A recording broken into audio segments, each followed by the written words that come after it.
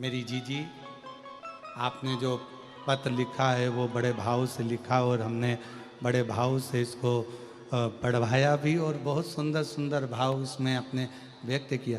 हम तो बाबा के भरोसे चलते हैं, हम तो बाबा के भरोसे चलते हैं। ये दुनिया वाले जलते हैं, ये दुनिया वाले जलते हैं। हम तो बाबा के भरोसे चलते हैं, हम तो बाबा के भरोसे चलते हैं। तो जो दिल से भाव से आपने लिखा, कहीं पर भी रहें, कोई प्रदेश में, कोई देश में, विदेश में, कोई जिले में, कोई शहर में, तुम्हारा मन पड़े जहाँ रहो, पर मुख से अगर भगवान का नाम पुकार रहे हो, हृदय से श्री शिवाय नमस्तुभ्यम कह रहे हो, तो ये निश्चित है कि पुलिस की सीमा हो सकती है, भारत की एक देश की सीमा हो सकती है, प्रदेश की सीमा हो सकती है, जिले की सीमा हो सकती है, तहसील की सीमा हो सकती है, पर मेरे बाबा की कोई सीमा नहीं है। जहाँ पुकारोगे, जब पुकारोगे, जैसे पुकारोगे, मेरा शंकर तुम्हारे सामने खड़ा हो। वो सीमा से हटा हुआ है, उसकी कोई सीमा। बस दिल से, हृदय से शिव को पुकारो। जैसे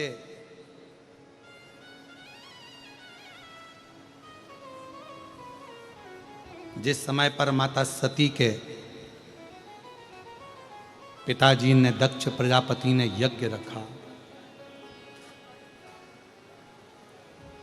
सबको आमंत्रण दिया, सबको, पर माता सती जी के यहां कोई निमंत्रण नहीं दिया। और देवता क्या कर रहे थे?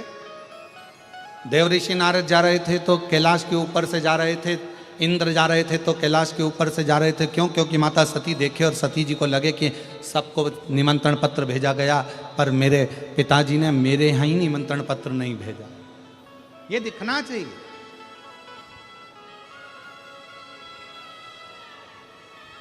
सती मैया ने देखा इंद्र जा रहे हैं, सती मैया को कोई फर्क नहीं पड़ा। सती मैया ने देखा देव ऋषि नारद जा रहे हैं, सती मैया को कोई फर्क नहीं पड़ा। गरुण वरुण सारे देवता जा रहे थे, सती मैया को कोई फर्क नहीं पड़ा। क्यों फर्क नहीं पड़ा? कोई तुम्हारे ऊपर कितना भी नमक डाले, तुम्हें कोई फर्क नहीं पड़ता। कब तक? जब तक तुम्हारे शरीर में कोई कट ना लगा। अगर तुम्हारे शरीर में कोई घाव है तो जरा सा नमक लगेगा और तुम तिल मिला जाओ, तिल मिला जाओ। शरीर में अगर घाव है तो तुम्हारे ऊपर नमक का थोड़ा सा भी भाव आएगा और तुम तिल मिलाओगे।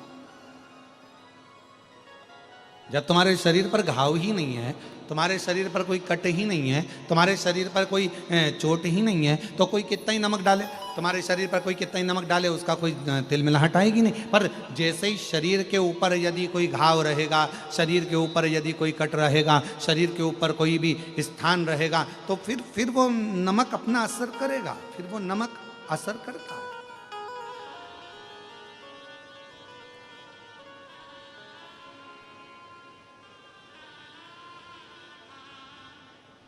फिर वो नमक अपना असर कर सकता है। शिव महापुराण की कथा भी यही कहती है, किसी व्यक्ति ने आपको गाली दी,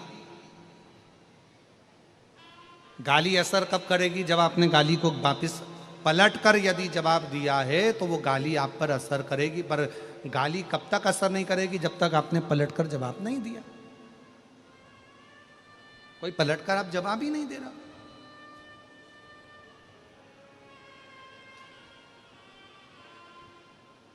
किसी ने आपको अपशब्द दिया, ताना दिया, आड़ा टेढ़ा बोला, आपने अगर पलट कर जवाब दिया तो समझ लो आपने गाली को लिया। आपने पलट कर अपशब्द बोले तो मतलब आपने पलट कर उसने जवाब दिया है, तो मतलब उसने गाली को स्वीकार किया है। एक महाभारत का बड़ा सुंदर चरित्र है महाराज। जिस समय पर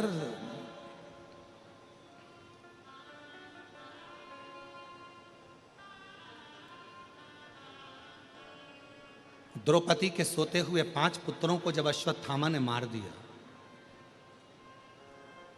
और भीम ने द्रौपदी के हाथ में तलवार पकड़ा दी और कहा, यह तलवार लो द्रौपदी, इस अश्वत्थामा को मार दो। द्रौपदी ने कहा, नहीं मैं नहीं मार सकती। अरे इस अश्वत्थामा ने तुम्हारे सोते हुए 5 पुत्रों को मार दिया द्रौपदी, तो तुम भी इसको मार दो। द्रौपदी कहती है, नहीं, ये मेरे गुरु का पुत्र है, मैं इसको मार नहीं सकती। द्रौपदी, जब इसने नहीं देखा कि कौन बच्चों को मार रहा है, कौन को मार रहा है, तो तुम क्यों देखती हो? द्रौपदी ने कहा, यदि कोई कुत्ता हमको काट लेगा तो हम कुत्ते को नहीं काट लेंगे, कोई श्वान हमको काटेगा तो हम श्वान को नहीं काटेंगे, कोई सांप हमें काटेगा तो हम सांप को नहीं काट लेंगे, मैं इसको नहीं मार सकती। एक काम करो, इसके मस्तक पर जो मणि लगी है वो मणि निकाल कर फेंक दो, बाकी का और मुझे कुछ नहीं चाहिए। इसने मेरे बेटे को मार दिया, मैं अपने गुरु के पुत्र को नहीं मार सकती। ये द्रौपदी का चरित्र हमको कह रहा है, ये द्रौपदी का संवाद हमको कह रहा है कि यदि कोई हमको अपशब्द कह रहा है तो हम अपशब्द से जवाब क्यों दे। कोई हमको गाली दे रहा है तो हम गाली से जवाब क्यों दें।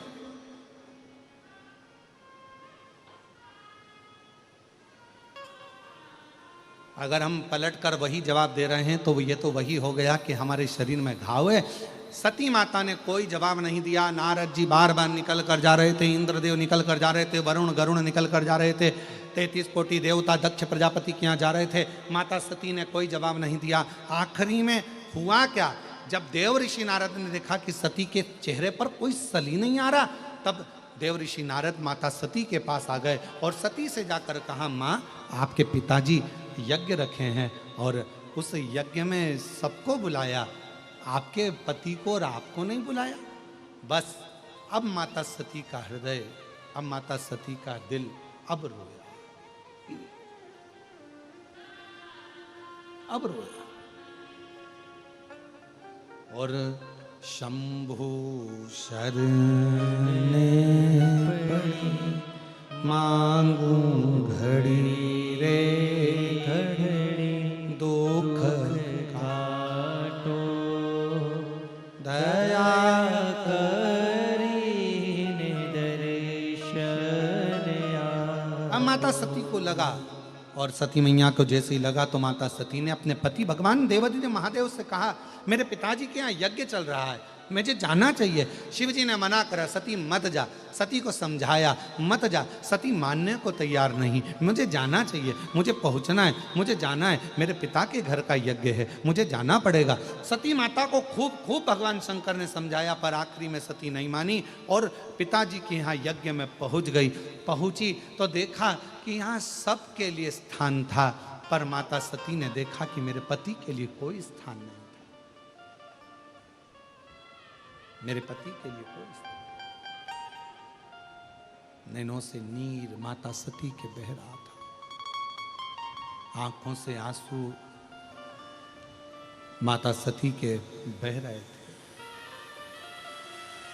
नैनों से अश्रु माता सती के बह रहे थे,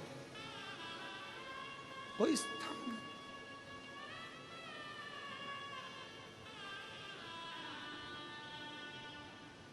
कितना सुंदर कहा है माता सती ने, जरा ध्यान से सुनना। एक एक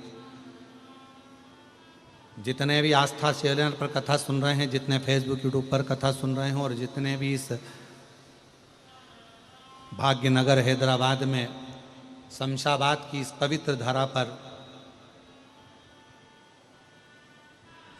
भूतड़ा परिवार द्वारा आयोजित ये शिव महापुराण की कथा के ये दिव्य पंडालों में जितने भी भरे पड़े हुए शिव भक्त हैं, सब सावधानी से सुनना कि सती ने कितना बड़ा शब्द कहा है, वो एक एक व्यक्ति की बुद्धि में बैठना चाहिए। माता प्रसूति आई,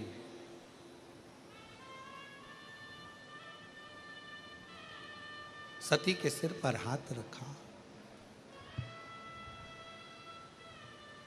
बेटी सती, बेटा सती, तू रोती क्यों है? तेरे नैनों में जल क्यों है? रोती क्यों है? ले,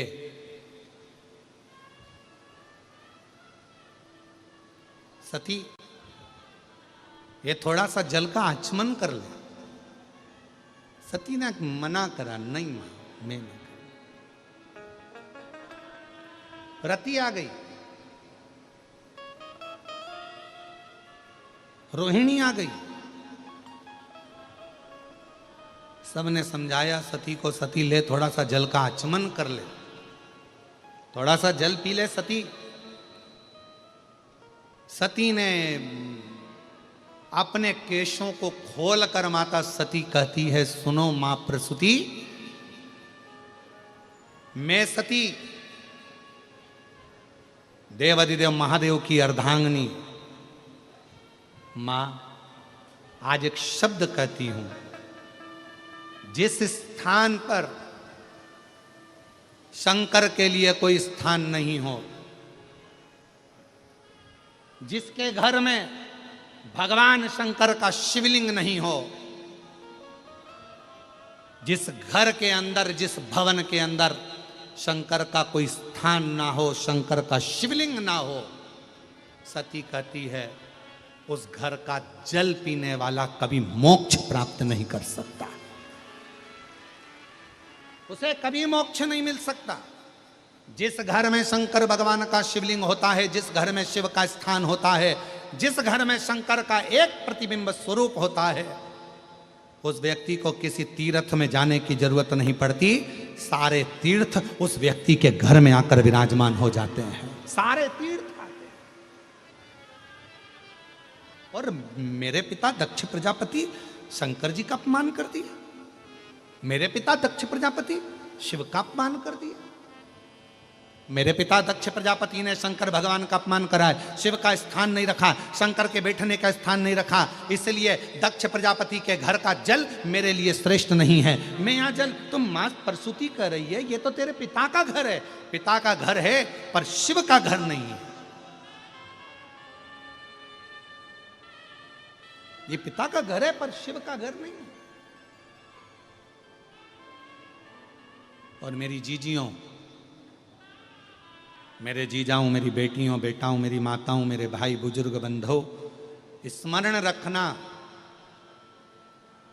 प्रत्येक घर में भगवान शंकर का एक छोटे से छोटा शिवलिंग जरूर होना चाहिए, जरूर होना चाहिए।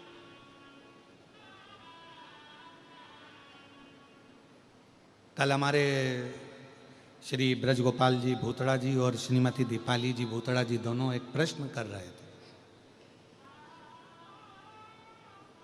कल उन्होंने कहा, गुरुजी हमारे पास में 2 शिवलिंग थे, तो किसी ने कहा कि एक शिवलिंग रखो, एक शिवलिंग हटा दो, तो उसको रखना चाहिए नहीं रखना चाहिए। हमने कहा, हमने कल भी कथा में कहा था, 1 से 1000 तक भी अगर तुम्हारे घर में शिवलिंग है तो वो दोष नहीं देते, वो तुम्हारा कल्याण ही करते।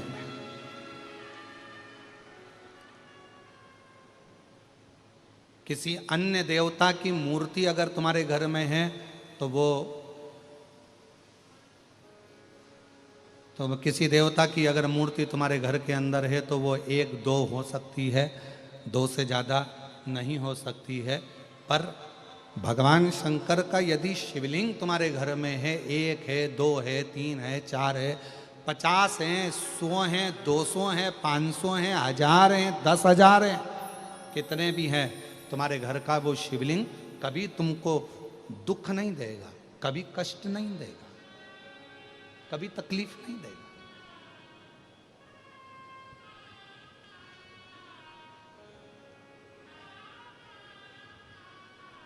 इतने भी शिवलिंग।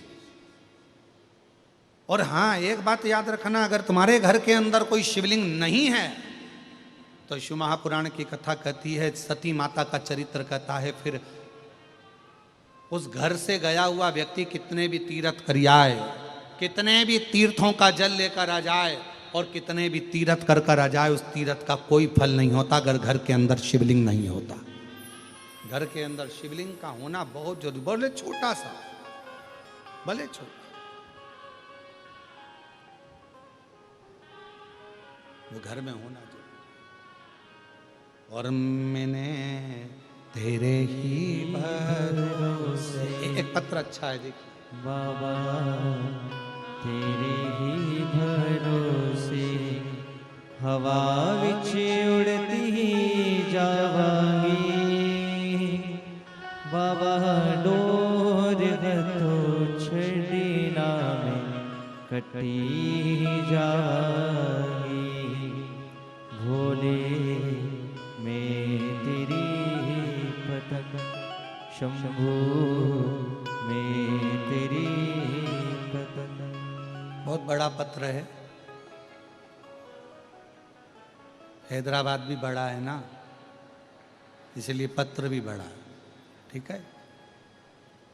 मैं प्रियंका राहुल सोनी, कहीं बैठी हो प्रियंका राहुल सोनी तो हाथ हिला सकते हैं, और अगर कहीं बैठे हों तो एक बेलपत्र लेने के लिए आ सकते हैं। मैं प्रियंका राहुल सोनी, पुराना पुल, हैदराबाद से हूँ। सबसे पहले मैं भूतड़ा जी को धन्यवाद करना चाहती हूँ और बाबा को साधुवाद देना चाहती हूँ। शिव जी ने बड़ी कृपा करी, जो रक्षाबंधन का तोहफा ब्रजगोपाल जी, मैं ब्रजगोपाल भूतड़ा जी को साधुवाद दूं कि रक्षाबंधन का तोहफा ब्रजगोपाल जी आपने सभी बहनों को दिया है, इस पत्र में लिखा है। ये शिव कृपा। गुरुजी, भोले बाबा का मैं क्या गुणगान करूं, मेरे पास शब्द कम पड़ जाएंगे। मेरी शादी हुई और मेरी नौकरी नहीं लग पा रही थी, तब बाबा की कृपा से पहली बार आपकी कथा सुनना प्रारंभ करी, शिव जी को जल चढ़ाना प्रारंभ करा और बाबा की कृपा से एक बहुत बड़ी कंपनी में मेरा जॉब लग गया। गुरुदेव, मेरी बेटी का जन्म हुआ और जन्म होने के बाद उसके मुंह में एक छाला हो गया। डॉक्टर को दिखाया तो डॉक्टर ने कह दिया इसका ऑपरेशन करना पड़ेगा। ऑपरेशन का डॉक्टर ने बता दिया, मगर मेरा विश्वास बाबा पर इतना था कि वो छाला एक ही हफ्ते में गायब हो गया और फिर मेरी बेटी पंजे पर चलती थी, वो पूरी खड़ी नहीं हो पाती थी, चल नहीं पाती थी, पर बाबा पर मेरा भरोसा पूर्ण था। डॉक्टर ने कहा था ये ऐसी ही चलेगी, पर बाबा की कृपा से शिवजी के चढ़े हुए जल से आज मेरी बेटी पूरी चलने लगी और बाबा की कृपा से उसका पूरा पांव रखा। मैं शिव को प्रणाम करने के लिए आया और तेरी कृपा का क्या है भरोसा, कब किस पर हो जाए जरा सी। एक लाइन अच्छी लिखी है, अरे लुटा दिया भंडार काशी वाले ने और कर दिया माला काशी वाले, जो जैसी भावना लाया वो वैसा ही फल पाया, नहीं खाली उसे लौटाया वो मन ही मन हर्षाया, और कर कर दिया दिया माला माल काशी वाले ने, लुटा दिया भंडार काशी वाले। एक पत्र और अच्छा है,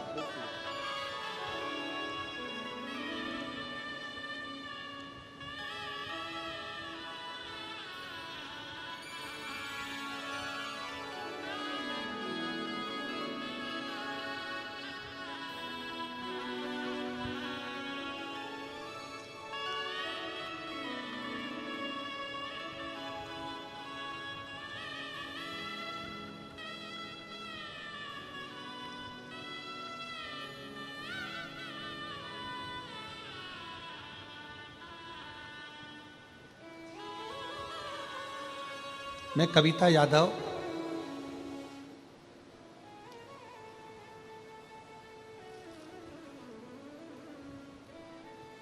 बी शंकर लाल यादव, हम हैदराबाद बेगम बाजार के निवासी हैं। कहीं बैठे हों तो हाथ हिला सकते हैं। हैदराबाद बेगम बाजार के निवासी हैं। बेलपत्री का शिवजी पर चढ़े हुए जल का मैं क्या वर्णन करूं गुरुदेव। मेरी शादी को 9 साल हो गए थे।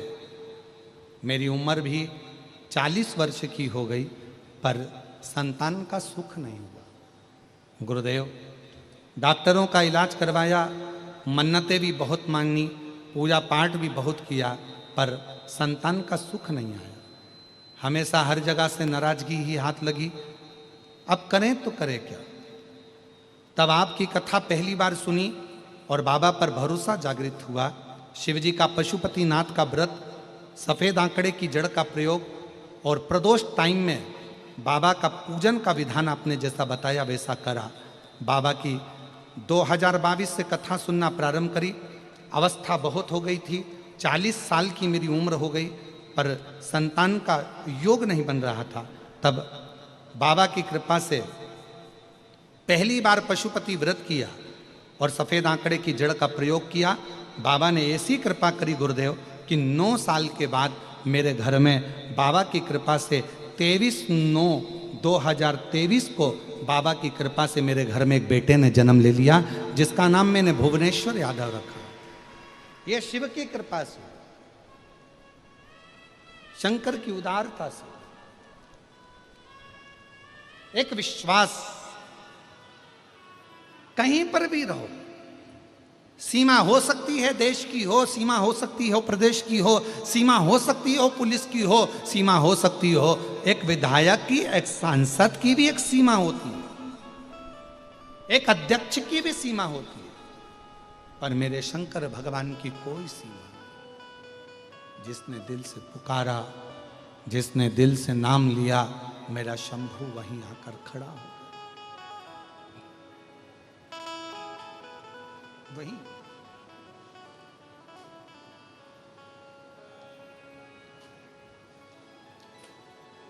बस उसमें आपका दिखावा नहीं होना चाहिए। देखिए,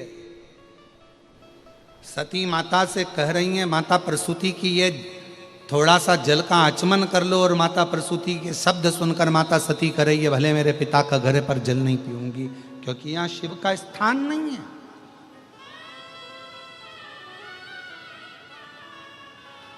जहां शिव नहीं है वहां कोई तीर्थ नहीं है। चाहे दुनिया में तीर्थ जाकर कितना भी जल इकट्ठा कर लेके आओ, कोई कहे हम गंगा का जल लाएं, कोई कहे हम सरयू जी का जल लाएं, कोई कहे हम मंदाकिनी का जल लाएं, कोई कहे हम यमुना जी का जल लाएं, कोई कहे हम छिपरा का जल लाएं, कोई कहे हम नर्मदा का जल लेकर आए। सारी दुनिया का जल एकत्रित कर लो, सारी दुनिया का सारे देवताओं को एकत्रित कर लो, पर यदि शंकर का कोई स्थान नहीं, शिवलिंग नहीं, तो उस घर के जल का भी कोई महत्व नहीं।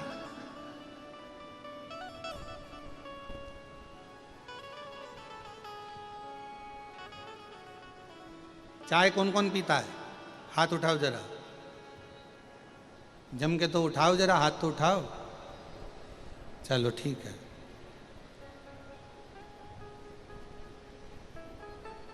चाय की पत्ती को कितना भी उकालो, उसमें कड़वाहट होती कि नहीं होती है? चाय में कड़वापन होता है कि नहीं होता है? होता है ना।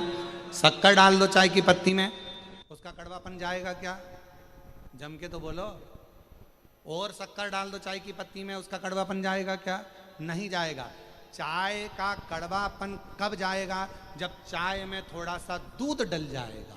दूध चाय के अंदर गया कि उसका कड़वापन समाप्त हो जाएगा। उसी तरह पूरी जिंदगी कड़वी है। मनुष्य की देह मिली है भोगने के लिए। कभी परिवार, नाते, रिश्ते, कुटुंब, कबीले, ये सब चलेंगे। सारा दुख जिंदगी का हमारे सामने आएगा, सबका सामना करना पड़ेगा। ये दुख, ये कड़वापन हमारी जिंदगी में चलता रहेगा। चाय में कड़वापन रहता है, कड़वाहट रहती है, पर चाय में कितनी भी शक्कर मिलाकर उकाल लो, पर चाय का कड़वापन चाय में हमेशा रहेगा। पर चाय के कड़वेपन को यदि कम करना है तो उसमें दूध डालना पड़ेगा, चाय का कड़वापन समाप्त हो जाएगा। दूध डालते से चाहे कि कड़वाहट समाप्त हो जाती है, उसी तरह जिंदगी में कितना भी कड़वापन हो, जीवन में कितना बड़ा भी दुख हो, शंकर के नाम का बस उच्चारण करते से ही हमारे जीवन का भी दुख समाप्त होता चले जाता है। हमारे जीवन का भी दुख, हमारे जीवन का भी कड़वापन, हमारे जीवन का भी एक कुछ भी अमंगल हो, वो समाप्त होते चले जाता है। जीवन मंगलमय होना चालू हो जाता है, आनंदित होना चालू हो जाता है। इसलिए चाय को उकालो, शक्कर भी कितना डाल दो, अदरक भी कितना डाल दो, इलायची भी कितना डाल दो, पर चाय की कड़वाहट दूध से ही समाप्त होगी। उसी तरह मनुष्य देह के जीवन का दुख शिव नाम से ही समाप्त हो, शिव नाम। कहीं पर भी बैठकर कभी भी श्री शिवाय नमस्तु